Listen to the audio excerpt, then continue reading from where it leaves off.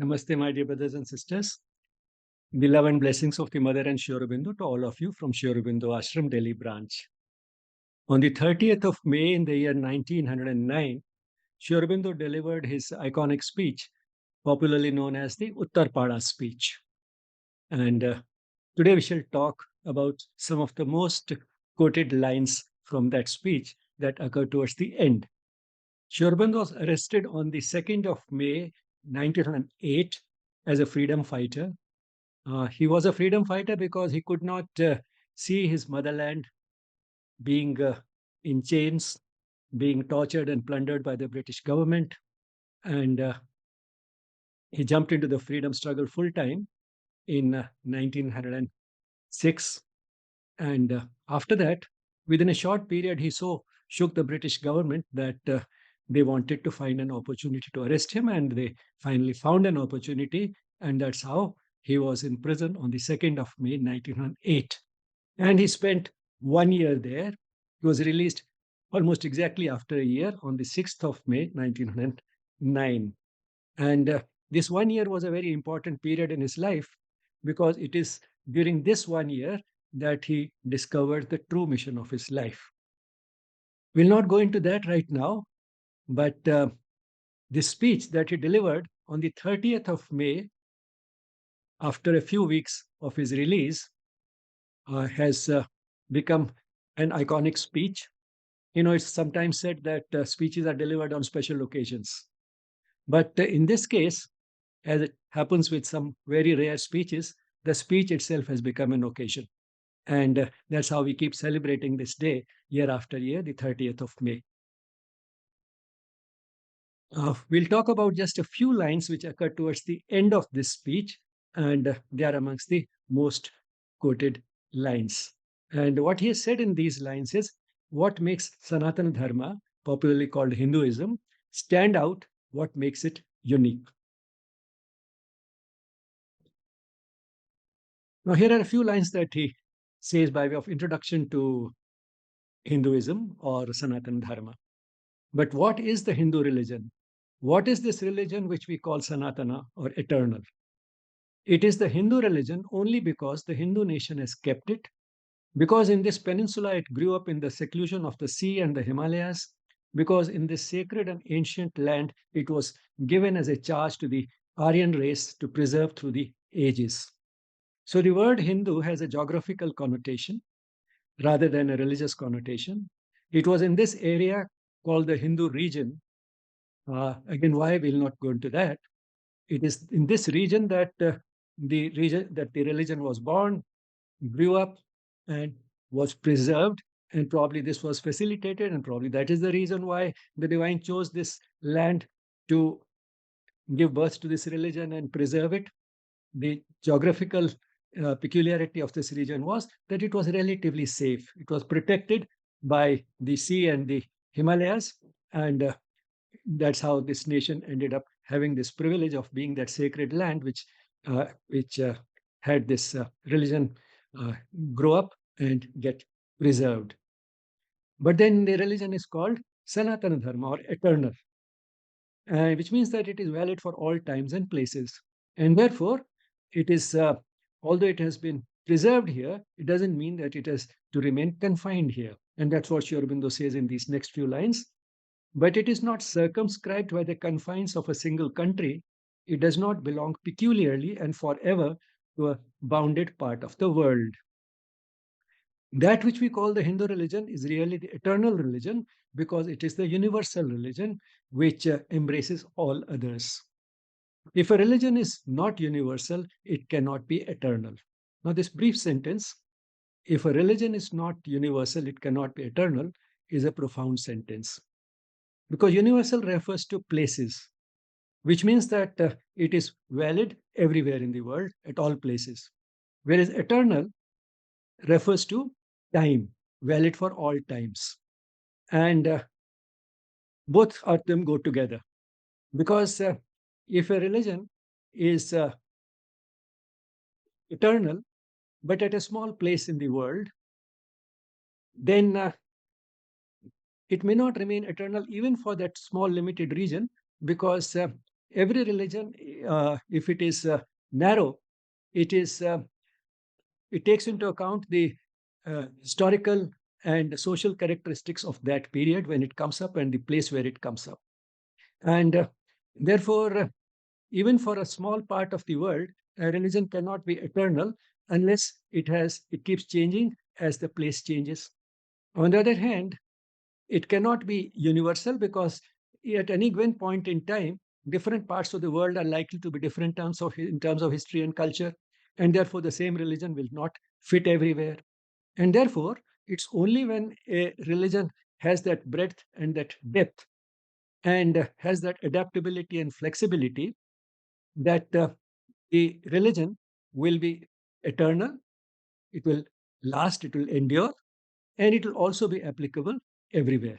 So both the things go together. So if a religion is not universal, that is, if it is not suitable for different places with different types of cultural variations and individual peculiarities of place, it cannot be eternal, it cannot be everlasting. It cannot be everlasting even for a small part of the world, because that part of the world will also change with time. So if a religion is not universal, it cannot be eternal. A narrow religion, a sectarian religion, an exclusive religion can live only for a limited time and a limited purpose. So, after this brief introduction to what the Sanatana Dharma is, he goes into the peculiarities of this religion. This is the one religion that can triumph over materialism by including and anticipating the discoveries of science and the speculations of philosophy. We normally associate modern science with materialism, but when it comes to Sanatana Dharma, it has had no conflict between modern science and religion. And that is because it can embrace and include all aspects of the truth, and science is also one aspect of the truth, and therefore it can include scientific discoveries. Not only that, it has also anticipated many scientific discoveries, particularly in theoretical physics. And that's how some of the leading physicists, like Fritjof Capra, Einstein, and so on, found that the spiritual worldview, especially as occurs in Vedanta, is quite consistent with these findings in theoretical physics. So, in a way, this Vedantic tradition had anticipated these scientific discoveries because the the spiritual worldview or the spiritual seekers have also been searching for the truth, and so has science been. And but the only thing is the methods have been different, and the routes by which these truths have been discovered have been different. But all the same, the truth discovered is a part of the total truth, and therefore some of the uh, aspects of this total truth, which science discovered relatively recently, had been discovered through another route by another set of seekers, the spiritual seekers, and therefore what they had done seems to anticipate these discoveries of science. Not only that, this religion has also included and anticipated many of the speculations of philosophy. Now, in the West, philosophy is basically an intellectual excursion, trying to use the intellect for arriving at the truth. But then the intellect has its limitations. In India, the practice has been to first go for the experience and then try to knit a philosophy in terms of this experience, philosophy into which this experience can fit in. And therefore, this reverse process, that is starting with experience and then formulating a philosophy around it, takes care of all those aspects of the truth which one can arrive at by intellectual excursions. And not only that, it can correct many of the errors which might occur if we use only the intellect for or rationalization as the route to arriving at the truths. So that's how uh, this is the one religion that can triumph over materialism by including and anticipating the discoveries of science and the speculations of philosophy. Number two, it is the one religion which impresses on mankind the closeness of God to us and enhances in its compass all the possible means by which man can approach God. Now, it impresses on mankind the closeness of God to us. It does not create a dichotomy between the creator and the creation. The creator itself became the creation, and therefore all creation is nothing but another form of the creator itself. Now, if that is so, then what can be closer than that? So it impresses on mankind the closeness of God. The fact that we do not manifest that divinity is something different. It is because our shell, the body and the mind, act as a sort of a veil and do not let that divinity manifest fully, but we can always manifest more than we do, and that is what human existence is about. Man is not supposed to be a creature of nature, that is, live as nature has constituted him. Man has both the urge to evolve, the urge to manifest more of that hidden divinity, and also the capacity to do so. And for that, the starting point is to first understand and accept that we have that divinity hidden within us, and through our efforts, we can manifest it. And so, this religion impresses on mankind the closeness of God to us, and then embraces in its compass all the possible means by which man can approach God. All religions have tried to tell us how we can get closer to God. Now, all of them, all possible means are acceptable to this religion. So, while no particular method is specifically prescribed, no method is excluded or proscribed either. So, all possible means, all conceivable means of approaching God, which any human beings have any time have ever come up with, they are all within the framework of this religion and are acceptable to this religion. So, it is the one religion which impresses on mankind the closeness of God to us. That is, God manifests as human beings. We are just another form of the divine, although an imperfect manifestation, an imperfect form. So it impresses on mankind the closeness of God to us and embraces in its compass all the possible means by which man can approach God. Number three, it is the one religion which insists every moment on the truth which all religions acknowledge, that He is in all men and all things, and that in Him we move and have our being. So, firstly, it insists on certain truths every moment, which means that it is not something which you have to keep in mind only for certain limited periods, but it is something which, as far as possible, we should be conscious of it every moment. And that truth is the one which all religions acknowledge. So, it is not something in that sense completely new or different. But what is that basic truth? That He is in all men. He, the Creator, is in all men and all things. So the divine has an all pervasive presence throughout its creation. And then comes, in a way, something different. In Him, that is in the Creator, we move and have our being. So He is in all men and all things means He, the one divine, in all, and in Him, that in one, we move and have our beings, which means in one is all. So, one in all and all in one. Now, how can both be true? One in all, He is in all men and things, because the creation is nothing but the Creator in another form. And therefore, it follows as a corollary that the Creator, who itself has manifested at the creation, permeates all creation, is every bit of that creation. So He is in all men and all things. But how the other part of it? In Him, that is in that one, we move, that is, we have all our activities and have our being, have our existence. Now, that is also true because when the divine became the creation, the divine was infinite and is infinite, but the creation is finite. And therefore, becoming that finite creation did not exhaust the creator. So it continues to exist even outside the creation. And in that sense, it forms a sort of an envelope, a covering around all its creation. So all creation is within the creator. Both are true. Number four, it is the one religion which enables us not only to understand and believe this truth, but to realize it with every part of our being. It is the one religion which enables us, that is, empowers us, not only to understand and believe this truth. Which truth? The truth that we just talked about. That is one in all and all in one. So it enables us to understand and believe this truth. But then that's not all. it doesn't just help us understand and believe this truth at the mental level, it also tells us how to realize it. That is, how to make it a part of our experience, how to make this truth real to us. That is what realization is about. It becomes real to us only when it becomes a part of our experience, not when it just remains at the mental level as a belief. And how can we do it?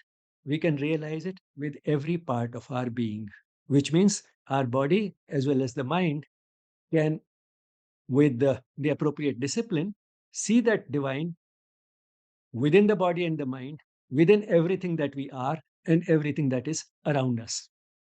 So it is the one religion which enables us not only to understand and believe this truth, but to realize it with every part of our being. Number 5, it is the one religion which shows the world what the world is, that it is the Leela of Vasudeva. So, what does this religion show? It shows the world what the world is. It shows to all of us in the world what the world really is. It is the Leela of the Vasudeva. Leela is a game, a play. No. And that helps us sort of put the whole thing in perspective. Because sometimes we may take the world too seriously. Hmm. But once we realize that what seems to us so serious, the entire world and everything that is happening in the world is for the creator just a game. It's a play. And once we realize that, we will, of course, take it seriously, because it is, after all, whose game it is, the game of the all powerful, the all knowing creator.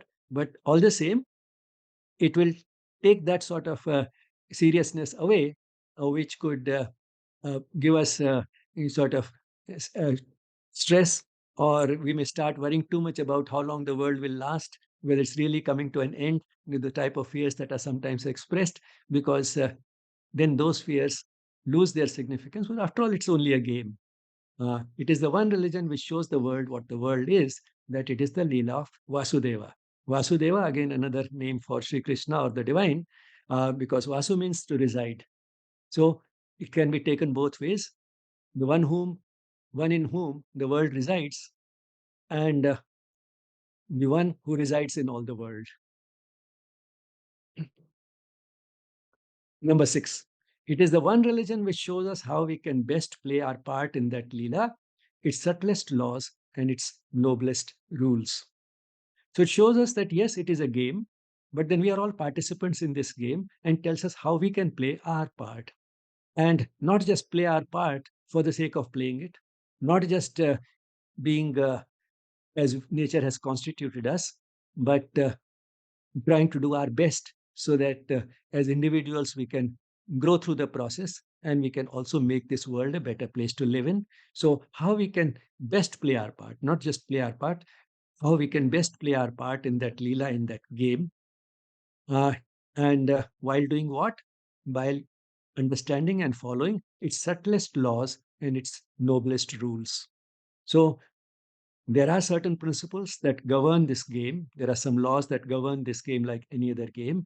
And its most subtle and most noble laws and rules is what this religion tells us how to follow in our everyday life as participants in this game, so that we can have a truly human existence, different from animal existence, which makes us evolve, grow, live happier and more meaningful lives, and also make the world a better place to live in. So it is the one religion which shows us how we can best play our part in that Leela, its subtlest laws and its noblest rules.